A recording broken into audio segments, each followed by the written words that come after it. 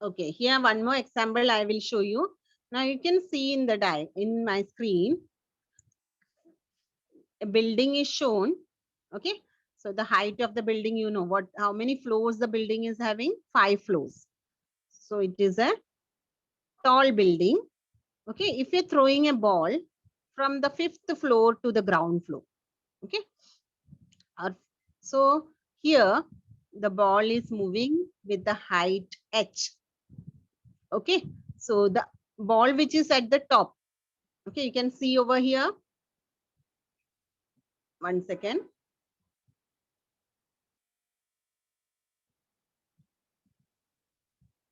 Okay, this ball. Okay, you can see in the screen, the ball is in the hand of a child. He's throwing the ball from the 5th floor and it is reaching the ground floor. Can you tell me which energy this ball is having? Which this one? Which energy this ball is having now? When the ball is in the hand on the top.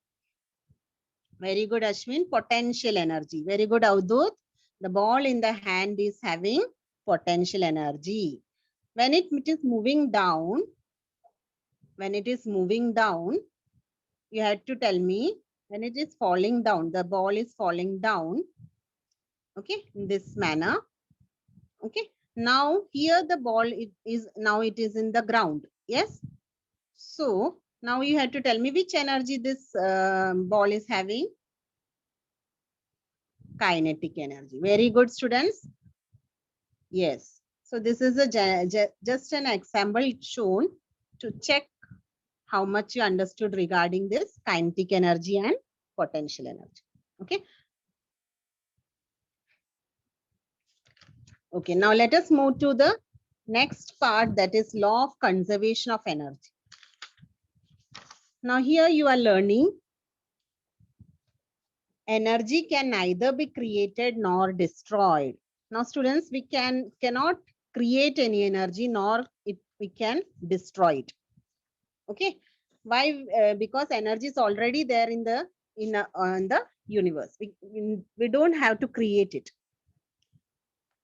but it can be converted from one form into another. Thus the total amount of energy in the universe remains constant. Okay, so the what it is said, what the law of conservation of energy says, that energy need not to be created or destroyed. We don't have to create it, neither we have to destroy. We cannot do that. But we can convert the energy. How you can convert it? Like just now you studied, no? How you converted the chemical energy of the firecracker into light energy, sound energy, and heat energy. Or you can say electrical energy, you are converted to mechanical energy, you converted electrical energy to light energy, sound energy, chemical energy, etc. That means what? We can convert the energy from one form into another. So what we can say, the total energy, total amount of energy in the universe is constant. What do you mean by constant? Who will say the answer? Constant means what, students? Anyone? Give the answer in the chat box. The total amount of energy is constant. Okay. Okay, it is same. Very good, Rafat. It is constant means what? It remains same. It is neither increasing nor decreasing. Very good, Ayushi. So it is remaining same. So I hope you understood what is law of conservation of energy.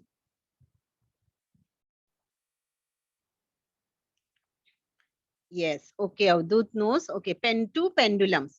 A metal bob tied to a string. Okay, that is a pendulum. Yes, very good, Ayushi. You can see in the part, it is a part of a clock, right? So in that way, two pendulums, you have to hang it to in the way how it is shown in the screen. You can see, look at the screen. So a thread and a nut or a pendulum. If you don't have pendulum, you can use a nut. Okay. So in this, say tie the two pendulums to this horizontal thread in such a way that they will not hit each other. Okay. While swinging, they should not hit each other. Correct?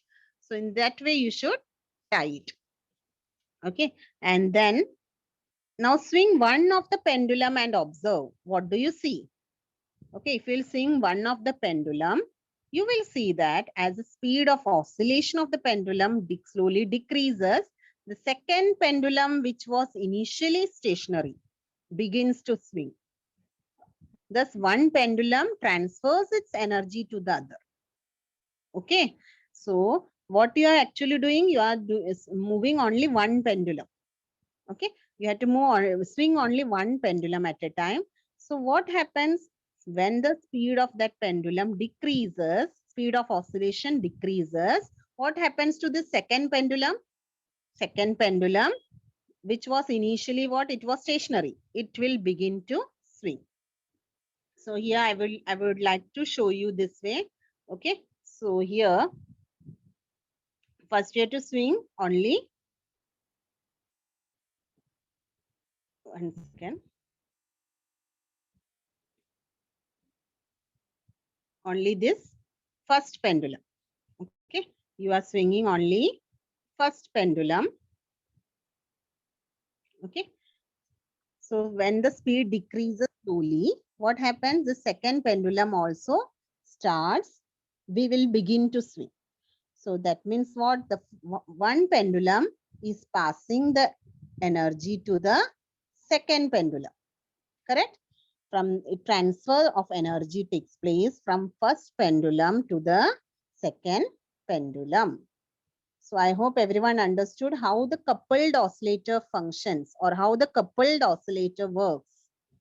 Okay, this is a best example for transfer of energy or to explain the law of conservation of energy. Because in law of conservation of energy, what you have studied? That energy can be converted from one form to another and total amount of energy in the universe remains constant. So that we can show this by this small activity. And here you have to check the length of the string should be same. Okay, thread which you are tying, no, that should be of the same length. Then only this will be possible. So you can try at home and check this, okay, how it works. Okay, now the next topic is about free fall. Now, what is free fall? Free fall. Okay. Now here, suppose if we release an object from a height h. Okay. You can see in my screen the height h is shown over here. Yes. If you're releasing any object, maybe a ball. If you're taking a ball in your hand, okay, and if you're releasing it, it gets pulled towards the earth. Do you know why it gets pulled towards the earth? Which force is attracting the ball from the height h, falling from a height h? Give the answers in the chat box. Very good. Gravity. Very good, Yash. Gravitational force. Correct, Aditi. It is gravitational force. So from the height h, if you're throwing any object, it will automatically get attracted by gravitational force and the object will fall under the gravitational force, and that is nothing but free fall or falling freely. What we can say, the object is falling freely. So that concept is called free fall. Okay. Now let us see the kinetic energy and potential energy acting on this object. Okay. Suppose object is having mass m. Okay. When the object is at different height, what all changes occurs? For example, the point A is at height h. What is the position of point A? What is the height of point A, students? From the ground, what is the height of point A? Give in the chat box. I want all of you to give the answers in the chat box. What is the height of point A? Height of point A from the ground, I am asking. Not from point B. From the ground. H. Very good, Ayan. It is H. Okay. From the ground, it is H. Okay. Let point B be at a distance of X. You have to take a point B. It is marked in the screen. You can see a marked point B. What is the position of point B? It is at a distance x. And it is below A. You can see it is below A. And what is the position of C? Let C be on the ground, directly below A. A and B. Below A and B, what is written? C. Okay. Now let us see how to calculate the energy of these objects. Okay.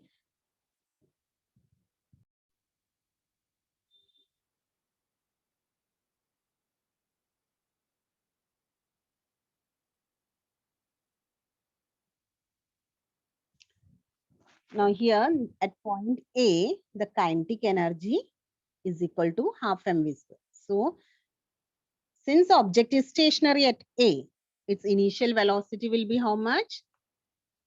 Half mu square, that is 0.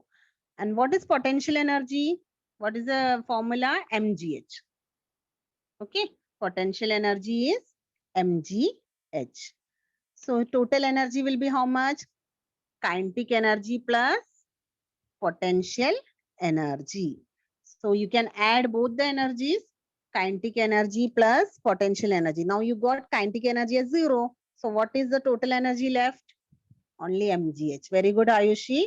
It will be 0 plus mgh. That is only mgh. That will be your equation number 1. So you got total energy as mgh. Okay. So this is energy at position A. Okay. Now let us move to the point B. Now what happens in point B? Now here the ball is in the position X. Yes. So what is the displacement taken? X. So let VB, we will take it as VB. VB be the velocity of the object when it reaches point B. Okay. So what is the distance taken? X. Now here you know initial velocity U is 0 only, but S equal to X because distance is X. And what is A? A is equal to G. Acceleration due to gravity, we can write it as G. Now use the formula. In first chapter, you have studied the formula of 3 formulas. You remember?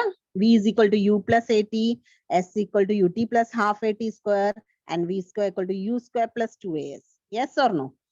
Yes. So from that, which formula we have to use? V square formula. V square equal to U square plus 2AS. And you know initial velocity is 0. So what will be V square here? V square B will be only 2gx. Yes, V square will be how much? 2gx. So kinetic energy is how much now? Half into m into V square. That means half into m into 2gx. So 2 gets cancelled. And what remains? Only mgx. So that will be the height of B will be how you already knows the height of the object when at B is h minus x. How at B, what is the height of the object? Total height minus x. That is h minus x. So here potential energy, how you can calculate?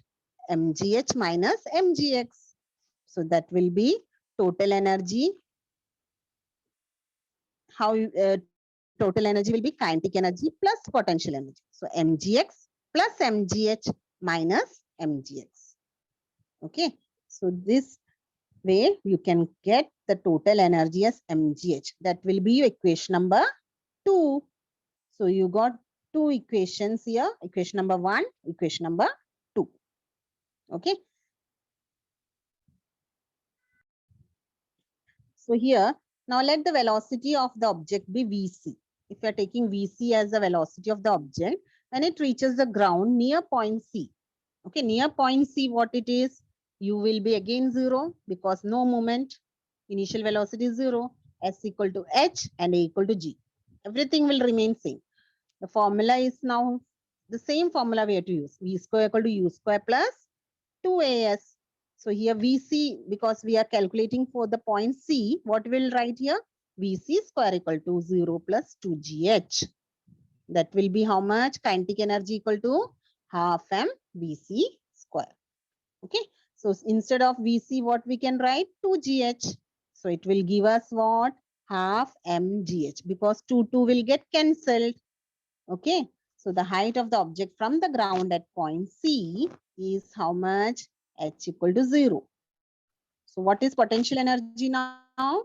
Only mgh. Correct. So total energy equal to mgh. That will be equation number 3. Now you check equation number 1, 2, and 3. What you can see, students? What is the total energy at every point? What you can find? The total energy is how much? mgh. Very good, Samruddhi. Everywhere it is mgh. That means we can say that the total energy is the same at all the 3 points. Have energy increased or decreased? No. Okay, it is same. So every object is having potential energy when it is at a height above the ground. And what happens? It keeps getting converted from potential energy to kinetic energy. Okay. As the object is falling down, it is moving, no? So what happens? The stored energy gets converted to, it is used for movement. So potential energy is converted to kinetic energy. Again, when the ball or the object is reaching to point C, all the potential energy gets converted to kinetic energy, and kinetic energy gets converted to potential energy. So at this point, during the fall, the total energy will remain what? Constant. What you can say? Total energy equal to kinetic energy plus potential energy. Okay. So once again, I'll repeat, at point A, it is how much? mgh. At point B, it is again mgh. And at point C also, total energy is mgh. So we have proved what is the free fall. Okay. So what is the free fall, students? During free fall, what happens? The object is pulled towards the earth. And which force is pulling it towards the earth? Gravitational force. Okay.